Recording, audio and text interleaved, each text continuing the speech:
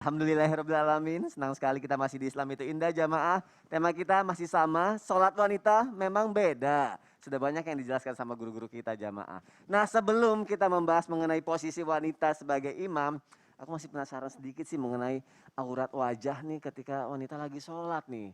Kita tanya sama Ustadz Syam, boleh dijelaskan lebih detail nggak sih Ustadz Syam? Siap. Silakan Ustadz. Baik, bismillahirrahmanirrahim. Aurat ketika sholat. Tabi guruku Ustaz Maulana, Ustaz Zanada, Mas Soni, serta para alim ulama yang dimuliakan Allah Subhanahu wa taala.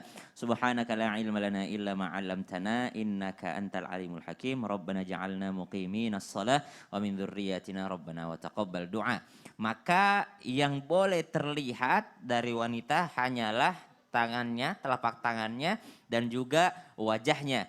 Telapak tangan itu termasuk daripada punggung telapak tangan. Jadi ini punggung telapak tangan juga boleh terlihat ketika dia sholat. Kemudian wajahnya, wajah inilah yang menuai perdebatan antara wajah itu dagu masuk wajah apa enggak gitu ya. Namun yang disepakati adalah yang jumhur ulama, yakni wajah itu yakni yang pertama dari rambut tumbuh yang pertama tuh. Ya, dari awal tumbuhnya rambut sampai ke dagunya. Kemudian kiri kanannya dari telinga kanan ke telinga kiri. Makanya yang diusap ketika membasuh, yang dibasuh ketika wudhu, yakni semuanya gitu ya. Sampai ke, kalau laki-laki sampai ke jenggot-jenggotnya gitu, ke sela-sela jenggotnya. Ya. Maka subhanallah, mungkin kita panggil Jihan lagi. Sayang, sini sayang. Jihan. Untuk contoh mukenah gitu ya. Contoh mukenah, bagaimana mukenah itu aurat wanita di dalam sholatnya. Ya. Maka subhanallah, aurat itu hanyalah yang terlihat dari depan atau dari samping atau dari atas, bukan dari bawah. Makanya kalau Hanafi telapak kaki itu enggak. Gitu. Jadi yang kalau kelihatan dari bawah itu enggak terhitung. Tapi kalau dari atas itu terhitung aurat. Misal laki-laki pakai kaos longgar, kemudian sarungnya di bawah pusar, kelihatan itu pusarnya dari atas, maka itu enggak boleh. Maka gulungan sarung itu harus di atas pusarnya laki-laki. Gulungan sarungnya atau celananya. Kenapa? Ya. Karena takutnya kalau dari atas sini kelihatan nih.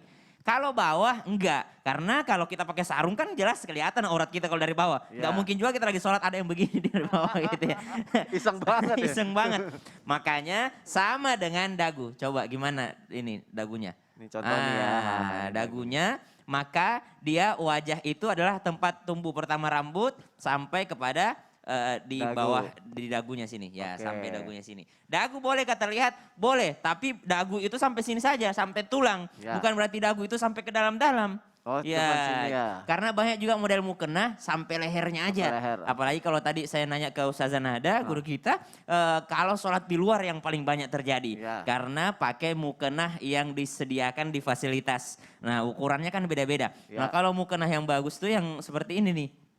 Sebenarnya ada resletingnya, ada resletingnya dia. Jadi ukuran dia nyesuaiin ukuran wajahnya. Supaya apa? Supaya tertutup dagunya, tertutup di bawah dagunya supaya enggak kelihatan. Kelihatan dari mana? Kelihatan dari samping ataupun dari atas ataupun dari depan. Kalau kelihatan di bawah maka itu tidak termasuk aurat. Kenapa? Tidak ada juga orang yang sholat yang melihat ke bawah seperti ini. Maka subhanallah harus diperhatikan bahwa wajah boleh kelihatan. Wajah itu yang mana? Yang terbiasa kalau kita ketemu dengan orang. Ya, tapi kalau di bawah dagu itu udah bukan termasuk ya. Kalau di bawah dagu itu maka dia harus tertutup. Jadi kalau mukenah orang dulu tuh ketutup kayak gini nih.